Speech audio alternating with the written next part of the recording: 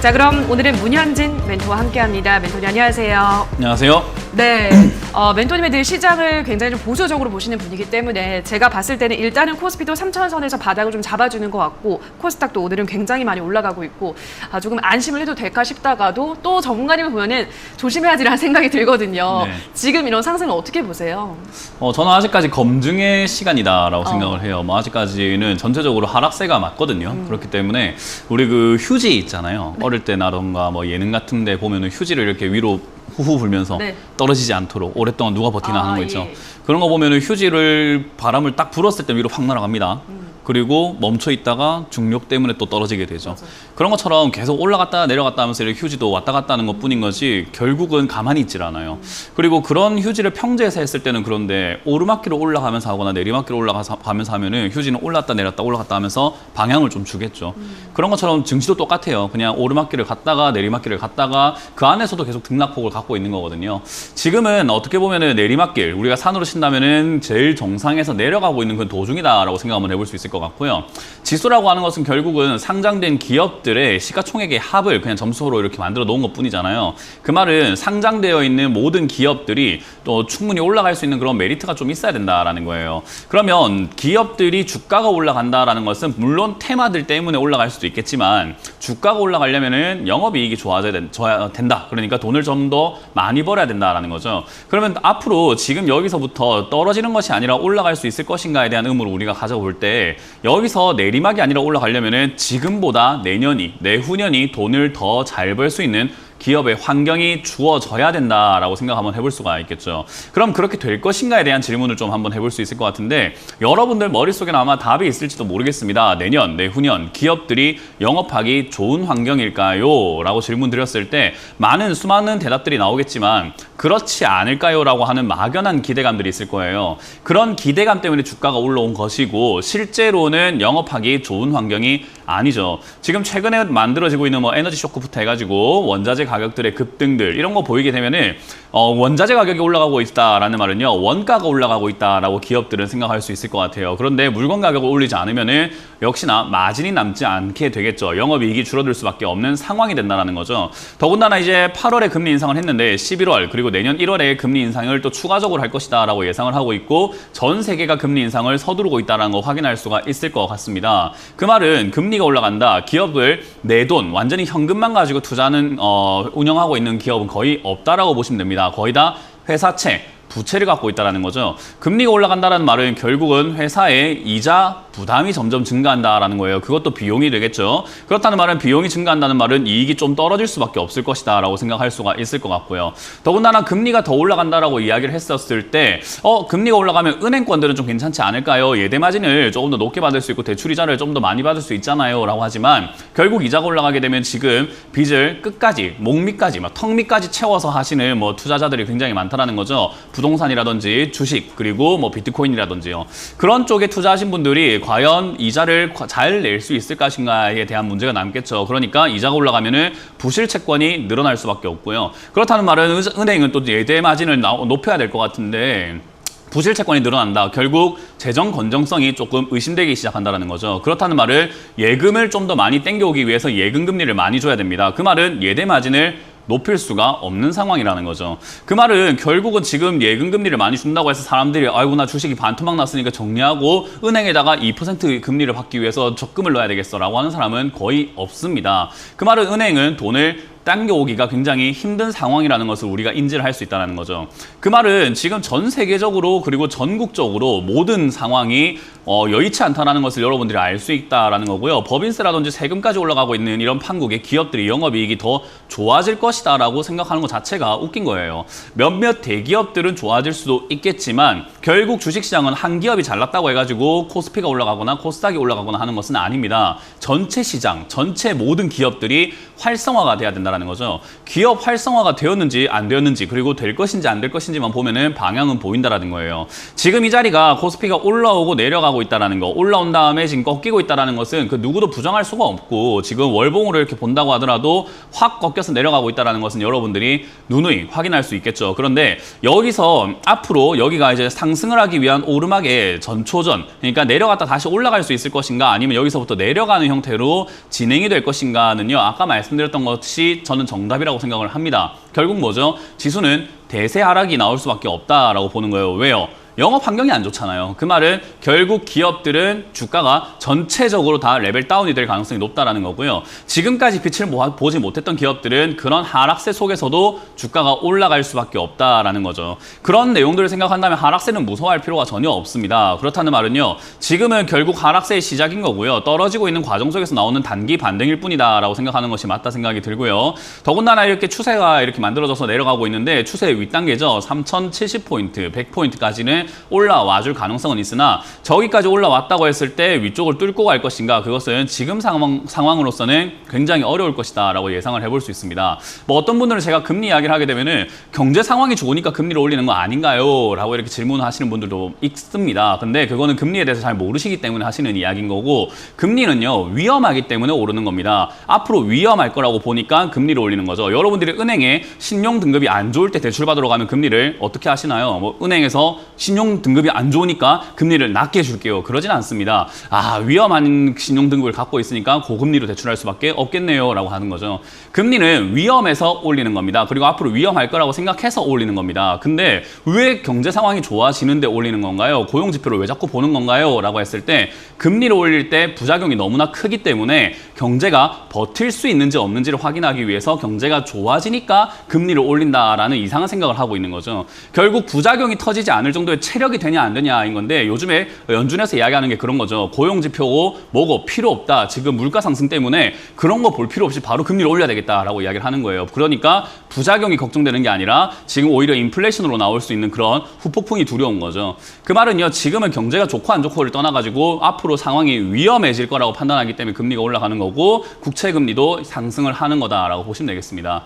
자, 결국은 지금 증시는요. 하락세로 진행이 되고 있는 거고 저는 5월 10일 이후로 현금화 80% 했다라고 말씀을 드렸는데 5월 10일 정도부터 해서 지금까지는요. 현금화를 할 수 있는 충분한 기간이 있었습니다. 지금 많은 분들 느끼실 거예요. 지금 와가지고 현금화하려고 하니까 안 되죠. 오늘 반등이 좀 나온다고 하더라도 내 본전도 아니고 지금까지 20, 30% 빠졌는데 아니 오늘 5% 올라와서 뭘 합니까? 라는 거잖아요. 맞아요. 그러니까 현금화는 미리 하는 거였다라는 거예요. 그래서 제가 현금화를 미리미리 좀 하세요라고 말씀을 드렸던 거고 여기서부터 매매를 그냥 안 할 겁니다. 욕심내지 않을 겁니다. 라고 말씀드렸던 게 자꾸 욕심내다 보면 끝도 없다라는 거예요. 결국 지금은 반등 나올 때 여러분들이 할 수 있는 건요. 비중을 좀 줄여서 반등을 이용해서 현금화를 좀 시켜내는 거라고 생각을 하고요. 아직은 뭐 매도할 타이밍까지는 아닌 것 같습니다. 지금은 검증의 자리라고 말씀드렸죠. 이 자리에서 반등이 나와준다면 3,100포인트까지 올라올 것이고 그러면 여러분들이 들고 있는 종목들도 최소 뭐 5%에서 많게는 20, 30%까지도 상승을 해줄 수 있을 겁니다. 그때 그걸 이용해서 본전 탈출하시는 게 어떨까? 어떤 분들은 여기서 추가 매수하면 되지 않나요? 라고 하시는데 여기서 반등이 나온다가 아니라 나올 수 있다인 거죠. 그렇다는 말을 나오지 않으면 다시 또 하락세로 저점을 깨고 내려가면서 반대 매매 장세가 등장합니다. 그러면은 아마 이번에 또 저점 깨면은 2,700포인트, 600포인트까지 논스톱으로 밀려버릴 수 있다는 거예요. 추가 매수 그래도 하실 건가요?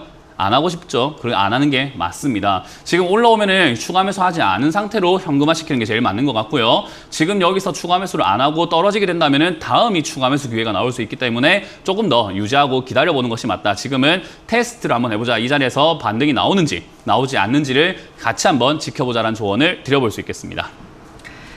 네, 오늘도 현금화 중요성 강조 또 강조해 주셨습니다. 이 점 참고하시기 바라고요. 바로 시청자분들의 상담 시작해 보도록 하겠습니다. 시청자님 연결돼 있습니다. 안녕하세요.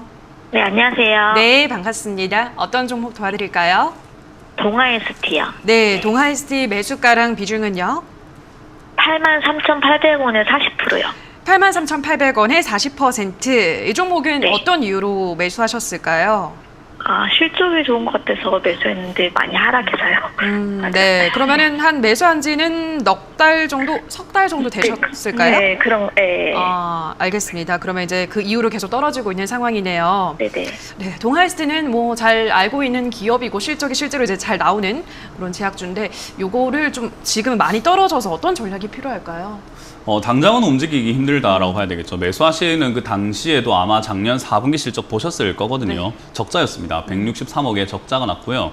그러니까 실적이 증가하고 있는 기업도 아니고 선방을 잘하고 있는 기업도 아니고 코스피 그대로 직격탄을 맞은 기업인 거죠. 오히려 판매량이 줄었다라고 봐야 되고 영업이익이 줄었다라고 봐야 되는데 그런 기업의 실적을 좋다라고 생각하고 매수하신 것 자체가 착오지 않았나 뭐 이런 생각을 한번 해볼 수 있을 것 같고요. 그렇게 작년 2020년 적자가 났고 올해도 영업이익이 그렇게까지 좋지는 않습니다. 그렇기 때문에 지금 당장에 뭐 밑으로 좀 이렇게 내려갈 수 있는 상황은 당연히 만들어졌다라고 보여지고요. 어쨌든 지금은 증시가 안 좋기 때문에 밀린 거라서 이 기업 자체가 앞으로 계속 뭐 하락세로 이어질 것인 건가요? 라고 했을 때는요. 작년 4분기가 안 좋았던 거지 다시 또 흑자로 돌아서고 있는 기업이죠. 그러니까 다시 선방하고 있다. 어느 정도 다시 매출을 올리고 있다. 영업이익을 올리고 있다. 그렇게 볼 수 있을 것 같아요. 그래서 지금 증시가 하락을 멈추고 자리를 잡는다면은 다시 올라갈 가능성이 굉장히 높다라고 생각해 볼 수 있겠죠. 그 말은 지금 동아ST 같은 경우에 비중이 40%가 아니었다면 추가 매수가 충분히 가능한 시점이 올 텐데 비중이 40%라서 추가 매수는 안 하는 게 더 낫습니다. 그러면 추가 매수 안 하면 내가 지금 매수가가 83,000원이고 지금 주가가 73,000원인데 추가 매수 안 하면은 좀 불리하지 않나요? 하는데 불리하죠. 근데 비중이 커서 어쩔 수가 없는 거예요. 그 말은 결국 추가 매수 없어도 이 회사의 주가가 8만 원대부터 높게는 11만 원대까지 이렇게 횡보를 하면서 이때까지 주가를 만들어 왔잖아요. 최근 한 5년 동안요. 네네. 그 말은 시장 상황이 이제 지수가 자리를 좀 잡고 더 이상 이렇게 우울한 분위기가 만들어지지 않는다라고 한다면은 얘는 다시 10만 원대까지 올라갈 가능성이 높아요. 그러니까 추가 매수 안 해도 수익권에 도달은 한다라는 거예요. 물론 비중이 작았다면 매수가를 낮춰서 수익률을 더 많이 높일 수는 있었겠지만 그죠? 어차피 10만 원까지 간다면 8만 3천 원 들고 있는 것보다는 8만 원에 들고 있는 게 또는 7만 5천 원에 들고 있는 게 더 유리한 거 맞잖아요. 그죠?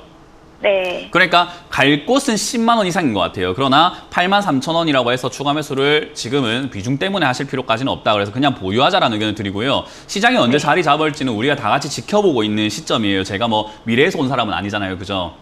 네네. 예, 그렇기 때문에 시점까지는 말씀드리기 힘들다는 점 참고하시길 바라겠습니다. 네. 네, 기다려보시길 바랍니다. 네, 감사합니다. 네. 네, 자 그럼 다음 시청자분 만나볼게요. 시청자님 연결돼 있습니다. 안녕하세요. 네, 안녕하세요. 네, 반갑습니다. 어떤 종목 도와드릴까요?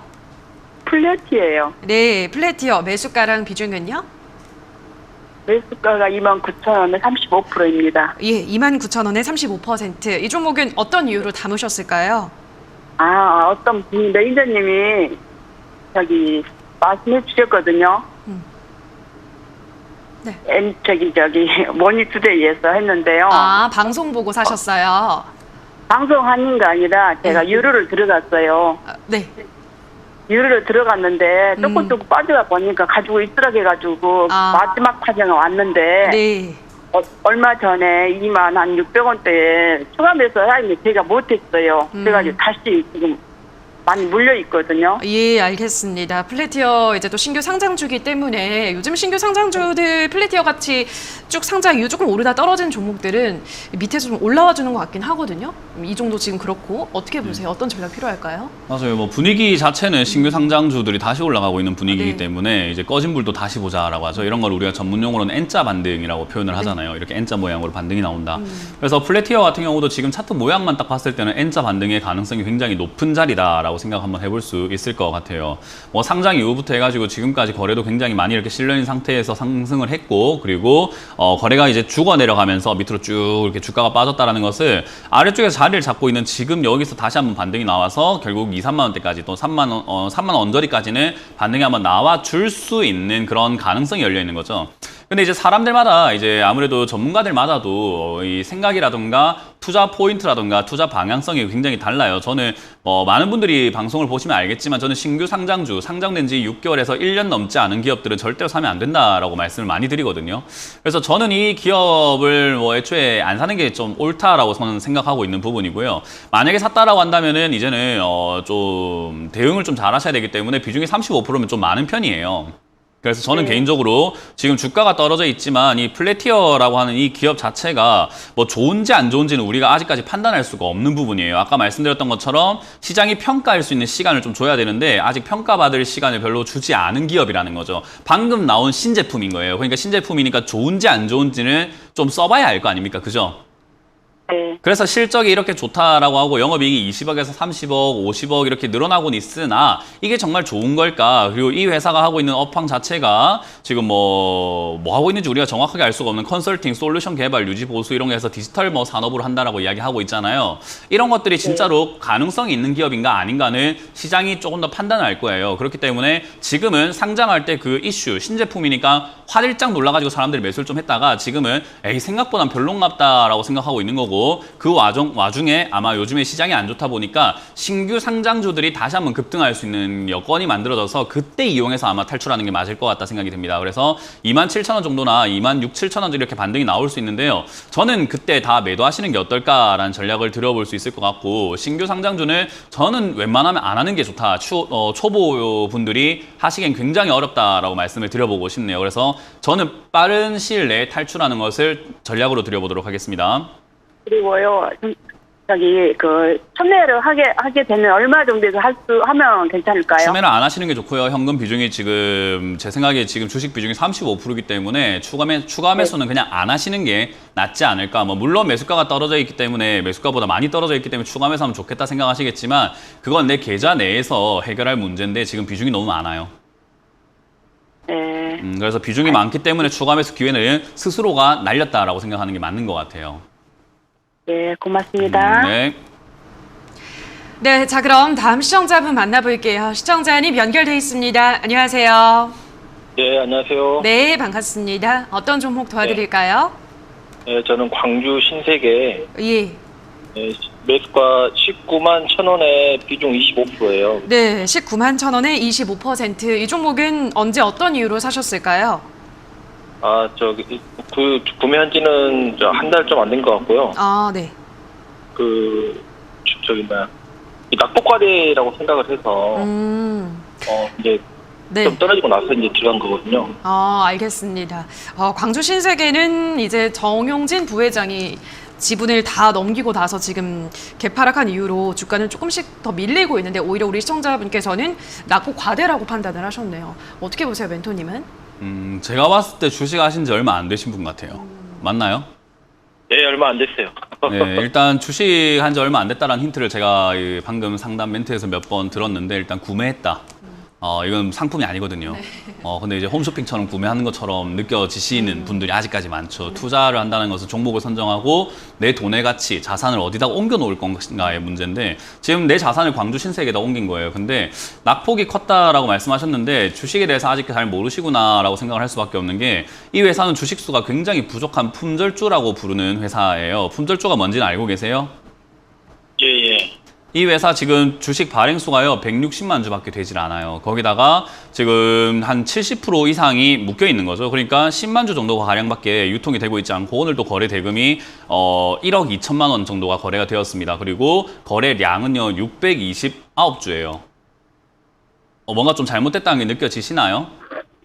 지금 굉장히 소액으로 투자하고 계시는 건지 좀 큰 금액을 하고 계시는 건지 모르겠는데요. 이런 기업은 샀을 때 내가 팔고 싶어도 제대로 제값에 팔 수가 없고요. 사고 싶어도 뭔가 제대로 살 수가 없는 뭔가 주가의 급변동은 굉장히 심할 수 있으나 그 변동 속에서 내가 마음껏 원하는 대로 하기 굉장히 힘들다라는 거예요. 예를 들어가지고 호가를 좀 보게 되면요. 지금 100주 정도씩 이렇게 깔려있다라고 확인이 되잖아요. 그죠? 이 말은 1,000만 원 정도씩 깔려있는 거예요. 한 호가당. 그리고 제일 작은 호가는 7주가 깔려있거든요. 7주라는 말은요. 거의 뭐 100만 원도 안 되는 금액이 깔려 있어요. 그 말은 지금 누군가가 5천만 원 손절해버리면 밑으로 두두둑 떨어져가지고 시청량이 갑자기 손실이 2%, 3%가 나는 거예요. 누가 5천만 원치만 손절해도요.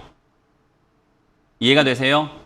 네, 예. 누군가가 1억치를 그냥 매수 때려버리면은 3%가 막 확 올라가고 이런 기업이에요. 그러니까, 이런 거는 우리가 흔히 말하는 그냥 조막손이라든가 동호회라든가 또는 뭐 우리 흔히 말하는 막 무료 카톡방이라든가 이런 것들 굉장히 많잖아요. 요즘 막 성행하잖아요. 그죠?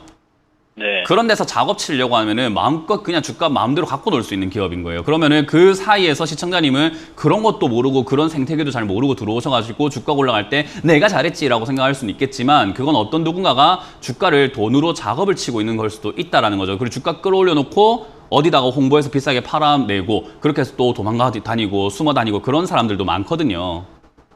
그런 사람들의 먹거리가 바로 이런 주식수가 부족한 품절주예요. 그러면 이런 자리에 엮여있는 것 자체만으로도 굉장히 피곤할 수 있다는 거죠. 그래서 과대낙폭주라고 하는 것도 이게 많은 분들이 달리는 말, 그러니까 상승하고 있는 종목에 올라타는 것만 어렵다라고 생각하시는데요. 과대낙폭주는요, 잘못하다간 계좌가 박살이 나버립니다. 그만큼 리스크가 커요. 이해가 되셨나요? 네. 지금 시청자님께서 어떤 투자를 하시고 계시는지 저는 이거는 정확하게 말씀드리고 싶은 게 지금 굉장히 위험한 상태로 놓여지셨고 위험한 상황을 스스로가 지금 들어가신 상황인 거예요. 저는 그거를 최대한 지금 손실도 없고 아무것도 없으니까 나오시는 게 어떨까라고 말씀드려보고 싶고요. 전체 전량 매도 지금 당장 매도해서 광주 신세계가 올라가든 내려가든 그런 거 상관없이 그냥 이런 투자는 하지 말아라고 조언을 해드리고 싶습니다. 그게 전문가의 소명이라고 생각을 합니다. 네, 광주 신세계는 필요가 없습니다. 지금 시청자님 너무 잘못하고 계신다라는 조언을 드리고 싶네요. 그래서 저는 전량 매도 의견 드리도록 하겠습니다. 네, 참고하겠습니다. 고맙습니다. 네, 고맙습니다. 네, 자 그럼 다음 시청자분 만나볼게요. 시청자님 연결돼 있습니다. 안녕하세요. 예, 안녕하세요. 네, 반갑습니다. 어떤 종목 도와드릴까요? 네, 유니슨 4,520원에 13%입니다. 네, 4,520원에 13%. 언제 매수하셨나요? 한 4, 5개월 정도 됐어요. 예, 매수하신 이유는 어떻게 될까요? 그때 풍력 발전기 제조 그쪽 관련을 해서 샀는데 오늘 좀 뭔가 움직임이 조금은 약간 있어서 예. 대응을 해야 되는 건지 일시적인 건지 좀 궁금해져서 좀 연락 좀 드려봤습니다. 네, 알겠습니다. 사실 유니슨이 상반기에는 흑자로도 전환을 하고 수주도 지금 나쁘지가 않고 어제 오늘 외국인도 다시 들어와주는 움직임이 보여서 지금 어떻게 추가 매수라도 해볼까요? 어떻게 보세요? 이게 이제 흑자 나오고 좀 좋다 그리고 오늘 조금 올라온다 하면 사람들이 막 들떠버려요. 맞아요. 근데 사실 얘가 얼마에 있었던 기업인가를 생각 한번 해보시면 500원대, 1000원대 있던 기업이죠. 그 말은 최고 많이 올랐을 때는 7,900원까지 거의 뭐 10배 이상 20배까지 올라온 기업이에요. 거기다가 지금 빠져있지만 3,600원대 빠져있지만 얘가 머물렀던 자리는 1,000원에서 2,000원 자리라는 거예요. 그러면 1,000원에서 2,000원 자리에 있었을 때 얘는 얼마를 벌었던 기업인가 도대체 실적이 어떻게 나왔는가. 일단 적자였고 2018년에는 흑자가 났습니다. 10억 정도요. 그리고 그전에는요. 17년에는 160억의 흑자가 났었던 기업이에요. 그럼 2017년 주가는 어디 있었나 했더니 2017년의 주가가 4,000원, 3,000원대밖에 오지 않았습니다. 그 말은 160억 벌던 때 그 유니슨도 왕년에 잘 나갔을 때가 있을 거 아닙니까? 왕년에 잘 나갔을 때 2017년에 160억을 벌던 해에 주가가 최고가가 4,500원이에요. 근데 지금 저기서 약간 밑으로 빠졌을 때가 3,300원 정도로 볼 수 있는데 지금 이 회사가 얼마 버는지는 알고 계세요? 160억을 벌까요? 아니죠. 네, 분기마다 20억씩 벌고 있어요. 그 말은 그 왕년에 잘 나갔던 시절보다 어때요? 잘 벌고 있는 건 아니에요. 그죠? 그럼 네네. 이렇게 왜 잘 벌지도 못하면서 주가는 더 올라왔던 건가? 역시나 풍력 발전이라든가 신재생에너지 이야기를 많이 하다 보니까 테마주 형태로서 급등을 해버린 거예요. 이해가 되세요? 예. 그 말은 얘가 진짜 가격으로만 딱 따져본다면은 왕년에 잘 나갔던 160억 벌 때가 4,500원이라고 한다면 지금 20억씩 30억씩 번다면 올해 100억 정도 예상을 해볼 수 있겠는데 영업이익이 올해 100억이라고 한다면 주가는 3,000원대 와 있는 게 정상적이라는 거예요. 이해가 되세요? 네네. 그럼 3,000원에 와 있어야 되는 주가가 최고치가 3,000원이어야 하는 주가가 지금은 떨어져서 3,600원이라는 건 아직까지도 오버하고 있다라고 볼 수가 있는 거잖아요. 그죠? 네. 그럼 왜 여기서 더 이상 떨어지지 않고 오버를 하고 있는 걸까? 아직까지 기대감이 가시지 않았기 때문이에요. 왜냐하면 아직까지도 전 세계적으로 글로벌 시장에서 계속 신재생 에너지 이야기 많이 나오고 있고 탈탄소 이야기 많이 하고 있고 우리나라도 풍력 발전 이야기 많이 하고 있고 원전 이야기 해가지고 원전 빼자 그러고 난 다음에 태양광 깔자 풍력 깔자 제주도에 깔자 앞바다에 깔자 서해에 깔자 뭐 여기 다 하고 있잖아요. 그죠? 네네. 근데 사실상 우리나라가 풍력과 태양력 효율이 굉장히 안 좋은 국가예요. 네. 그 말을 결국 정치권에서 또 다시 한번 대선 때 돼서 공약으로 아마 탈석탄, 탈탄소 이야기하면서 신재생에너지 발전 이야기가 공약으로 나오면서 또 기대감을 한껏 부풀게 만들 가능성이 높다는 거죠. 그래서 다시 올라올 가능성은 있습니다만은 이렇게 투자하는 것 자체가 아직까지 많이 떨어졌다고 보기는 힘들다라는 거예요. 예. 이해가 되셨어요? 네네. 그래서 테마성으로 올라와 줄 수 있습니다만은 그거는 이제 정치인 분들께서 말씀을 하실지 안 하실지에 걸려 있을 것 같아요. 그건 네. 저의 소명이 아니라 그분들이 말을 하면 급등을 합니다. 말씀하지 않고 만약에 뭐 다른 이야기, 일자리라던가 뭐 에너지 이야기를 안 하고 뭐 복지 이야기 쪽만 계속 하시거나 부동산 이야기 쪽만 하신다면 이 종목은 안 올라가요. 예. 그런 상황에 놓여진 복불복 상태라고 보시면 되겠습니다. 그러면은 이렇게 애매모호한 자리에서 추가 매수를 하는 게 나을까요? 안 하는 게 나을까요?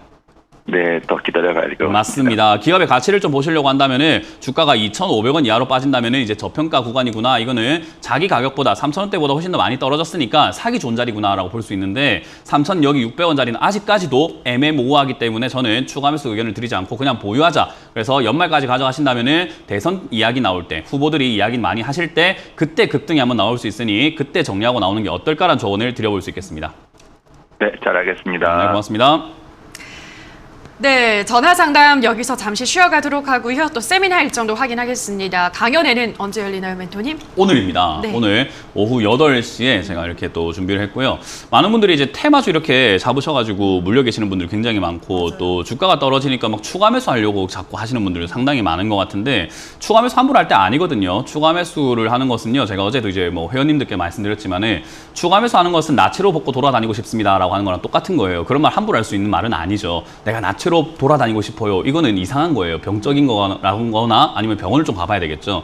그런 것처럼 지금 추가 매수를 하고 싶어요라는 말은요. 쉽게 해서는 안 되는 이야기인데 너무나 쉽게 하는 것 같습니다. 그래서 추가 매수를 너무 가벼이 여기고 계시는 것은 아닌지 추가 매수는 정말 어떻게 보면 내 주식을 살려낼 수 있는 인공호흡 같은 정말 마지막 기회라고 보시면 좋을 것 같아요. 그거 함부로 날리시면 안 되거든요. 그래서 그런 것들을 우리가 좀 배워보고 지금 지수는요. 어디까지 빠질지는 예상할 수 없으나 여러분들 요즘 많이 느끼실 겁니다.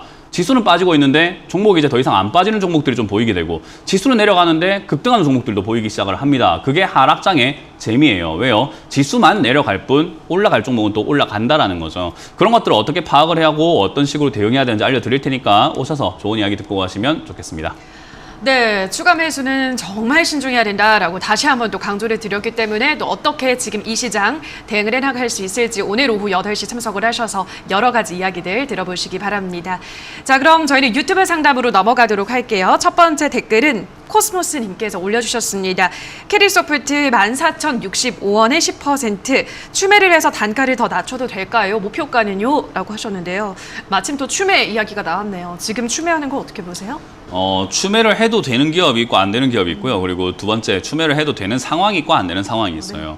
이 기업 자체는요, 적자가 굉장히 심한 기업입니다. 네. 상당히 심한 기업인데, 요것도 이제 뭐 그 비대면 산업이라든지 또는 코로나를 통해서 뭐 핑크퐁이라든가 또는 뭐 방탄소년단 BTS죠.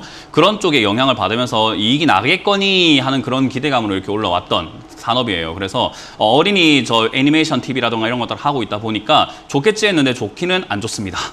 좋기는 안 좋은 거죠. 지금 보면은 난리가 났어요. 지금 적자가 어마어마하게 심하게 나오고 있고요. 4년 적자 위험이 있습니다. 올 연말 지나고 나면 이거 관리 종목 들어갈 가능성이 높겠죠. 관리 종목 들어가면은 지금 현재 주가보다 반토막 이상 날 수밖에 없다. 그 말은 이 종목은 이제 내려가는 일만 남아 있고요. 지금 앞으로 계속 떨어질 일만 남아 있다라는 거예요. 중간중간 반등이 한 번씩 나와줄 수는 있겠으나 반등 그거 언제 어떻게 나올지는 우리가 알 수가 없는 거고 전체 시장 그림으로 봤을 때 객관적으로 본다면 이 종목은 앞으로 계속 주구장창 내려가서 2,000원 이하로 떨어지는 것이 맞다라고 보여집니다. 살아날 방법이 없다라는 거죠. 그렇다는 말은 추가 매수를 지금 함부로 해서는 안 된다라는 거예요. 이 종목은 추가 매수할 종목도 아닌데다가 추가 매수할 타이밍도 아닌 둘 다 아닌 종목이니까 그냥 애초에 안 샀어야 되는 종목이고 샀다라고 한다면은 반등 나올 때 빨리 정리하고 나오는 게 맞는 기업이라는 거죠. 이거 올 연말 지나고 나면 내년 2월에 관리 종목 빠집니다. 관리 종목 들어가면 여러분들 이 종목 들고 계시는 분들 탈출 불가능합니다. 그렇기 때문에 반드시 명심하시고 빠른 시일 내에 반등 줄 때 정리하자는 전략을 드려보겠습니다. 네, 자 그럼 다음 댓글도 확인할게요. 이번에는 뚜앙님께서 올려주셨습니다. 효성 TNC 81만 원에 10% 많이 빠져서 손실이 너무 큰데 매수가 부근까지 올 수 있을까요? 라고 하셨는데요. 많이 올라간 만큼 또 많이 조정을 받고 있습니다. 60만 원대까지 내려왔는데 매수가까지 올 수 있을까요, 멘토님? 이제 그거는 하늘에 맡겨야 돼요. 왜냐하면 이렇게 고가까지 올라온 종목들이 매수가까지 다시 갈 수 있을까라는 질문에 제가 갑니다라고 말하기도 좀 애매하고요. 네. 안 갑니다라고 말하기도 좀 애매해요. 왜냐하면 이거는 단순히 진짜 힘의 싸움이죠. 매수의 힘과 매도의 힘. 그러니까 앞으로 이걸 더 올라갈 거라고 생각하는 사람들이 많아서 매수에 점점 공격적으로 들어가게 되면 주가는 올라가니까 본전까지 올 가능성이 생기는 거고요. 이 종목 이제는 더 이상 안 갈 것 같아, 비싼 것 같아라고 팔아내는 사람이 많고 사는 사람이 줄어들게 되면은 당연히 내려가는 일만 남는 거죠. 근데 우리가 이렇게 전국민 앙케이트 조사를 할 수 없는 거잖아요. 효성 TNC 싼 거 같습니까? 비싼 거 같습니까? 물어보고 살래요 말래요 이런 거 물어볼 수가 없어요. 물어보고 지금 앙케이트 조사해가지고 설문조사 딱 나와버리면은 산답니다. 그러니까 주가가 올라간답니다가 되는데 우리가 물어볼 수 없다 보니까 단순히 여기 앉아가지고 우리가 차트만 보면서 예측을 해야 돼요. 그러면 이 기업 자체가 좋은 상황인가 나쁜 상황인가라고 했을 때는 당연히 실적도 1,000억 벌던 때에 비해서 3,000억, 2,000억 그리고 올해는 1조 3,000억을 예상하고 있다 보니 영업이익이 상당히 증가한 건 맞는데 물론 증가했지만 문제는 요겁니다. 주가도 증가했죠. 10만 원대 있던 주가가 2천억대에 벌던 회사가 10만 원이었던 회사가 지금은 80만 원대까지 올라왔다라는 거죠. 그러면 2천억 벌던 회사가 지금 7배, 8배 주가가 올라온 상황에서 가치는 거의 다 반영되었다라고 보는 게 맞는 거거든요. 여기서 기대가 더 있을까라고 한다면 올해보다 내년이 더 좋아야 되는데 내년 상황 별로 안 좋을 것 같거든요.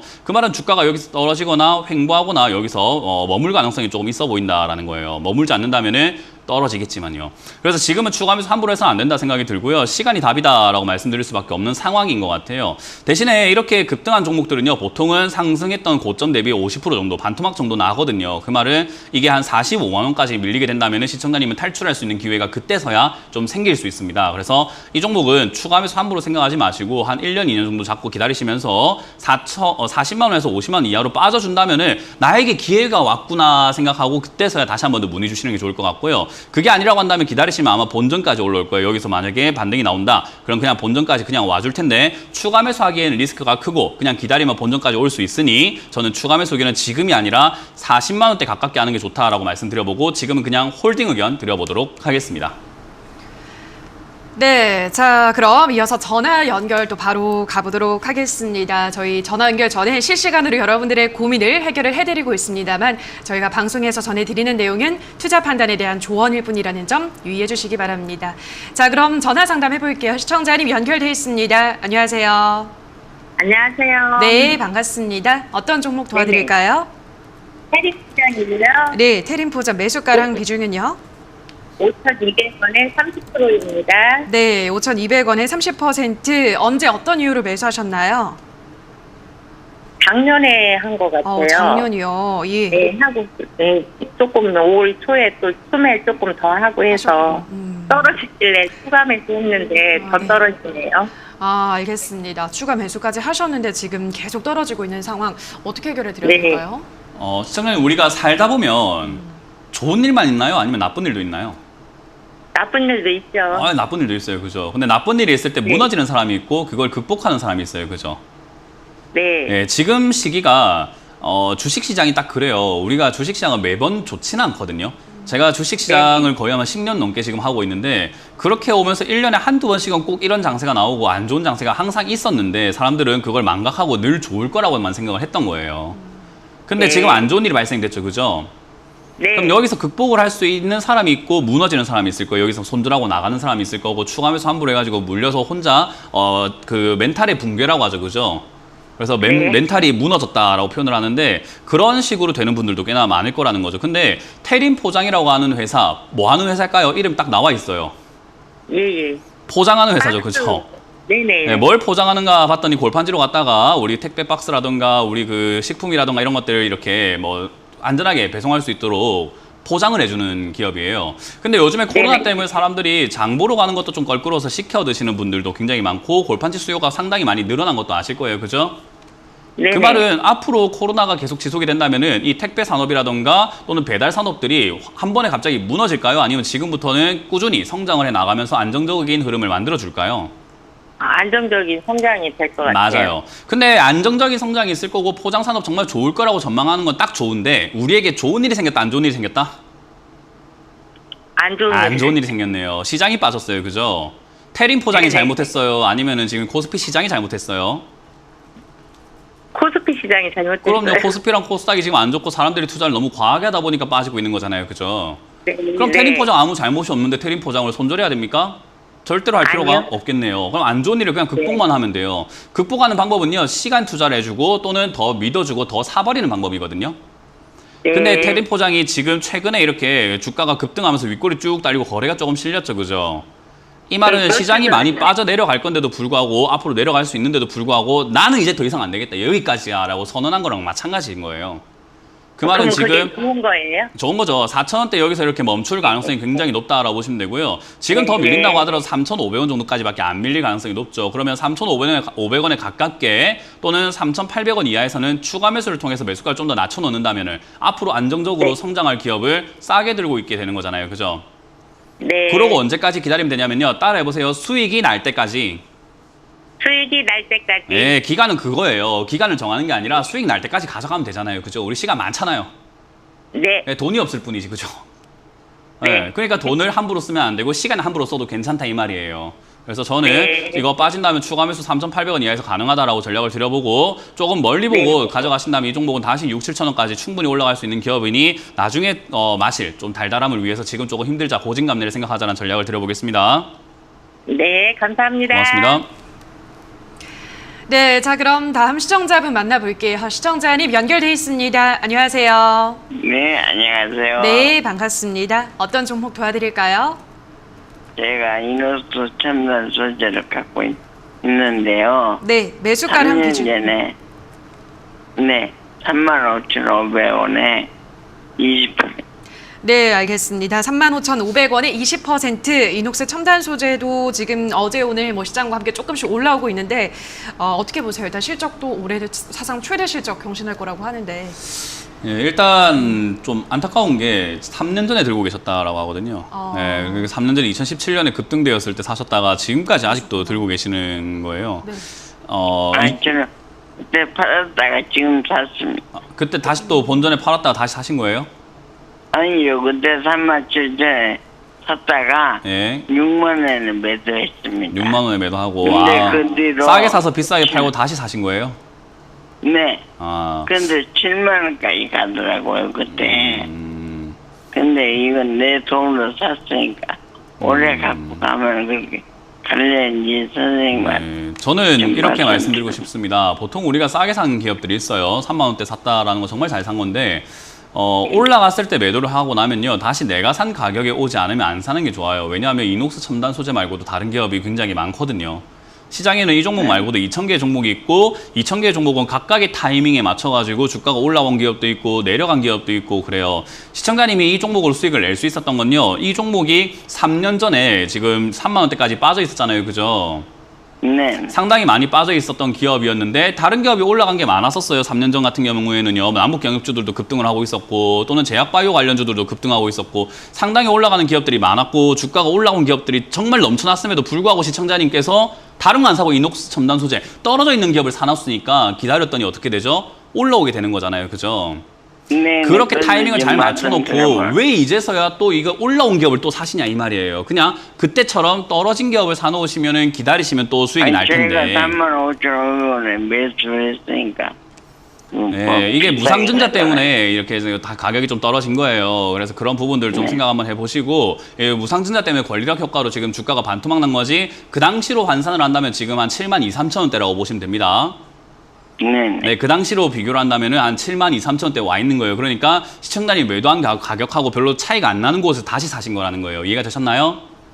네. 네, 저는 개인적으로 들고 계시긴 하는데 아직까지 흐름 끊긴 건 아니니까 들고 계시긴 하는데 35,000원짜리가 만약에 무너지게 된다면은 그냥 들고 가지 마세요. 이거 장기 투자하시는 것보다는 짧게 그냥 정리하신 다음에 떨어져 있는 기업 다른 거 좀 찾아보시는 게 어떨까. 이녹스 첨단 소재 싸게 사가지고 비싸게 한번 매도하셨다라는 건 하실 수 있는 분이라는 거예요. 그러니까 다시 이녹스 첨단 소재 이렇게 얽매이지 마시고 다른 기업 그렇게 했던 방식으로 다른 기업을 투자 한번 해보시는 게 어떨까요?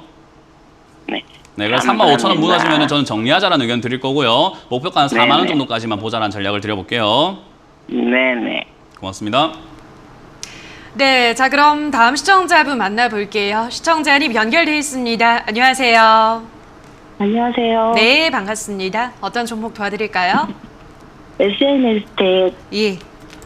매수가 37,000원에 10%요.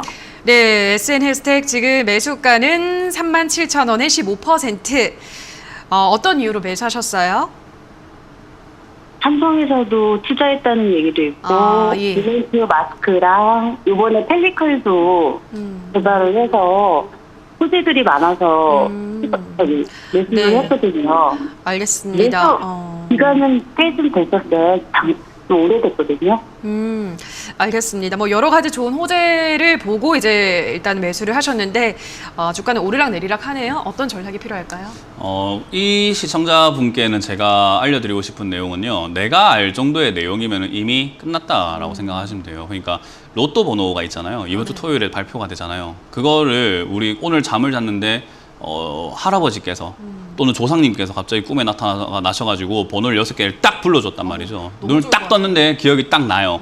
그거 뭐 온 동네 방네 소문내고 방송에 나와서 로또 번호 이번 주 로또 이렇게 막 발표할 겁니까? 아니죠. 그냥 나만 알 거 아닙니까? 그래야 당첨금도 높은 거예요. 그 말을 우리가 정보라고 하는 것과 뉴스라고 하는 것은요, 결국 나만 알고 있는 정보가 돼야 되고 나만 분석해서 나올 거라고 예측하는 정보가 맞는데 시청자님께서 공부를 많이 하신 건 좋아요. 근데 그 공부하신 내용이 누구나 알 수 있는 내용이에요. 누구나 검색만 SNS택에 대해서 검색만 조금만 해본다면 누구나 5분 안에 얻을 수 있는 정보라는 거예요. 그 말은 그 정보 때문에 주가가 올라간다라고 생각하는 게 맞을지 차트 한번 볼게요. 그 정보 때문에 주가가 이렇게 싸게 아무도 모를 때 사놨던 사람들이 그 정보 때문에 이렇게 올라와서 지금 팔아내고 있는 게 맞는지 한번 생각을 해본다면 주식 세계의 생태계가 어떤 상황인지 조금 이해가 되신다라는 거예요. 만약에 삼성전자가 지금 투자한다라고 이야기했던 게 갑자기 어느 날 갑자기 등장해서 이재용 회장님께서 갑자기 SNS택 회장한테 오늘 갑자기 자다가 일어나 전화해가지고 내일 당장 투자하겠어, 계약서에서 도장 찍읍시다 이렇게 했을까요? 아니면은 실사도 좀 나가고 뭐 논의도 좀 하고 토론도 좀 하고 서로 이렇게 조율을 많이 했을까요? 생각을 해보면은 미리미리 뭔가 해왔던 작업이었겠죠, 그죠?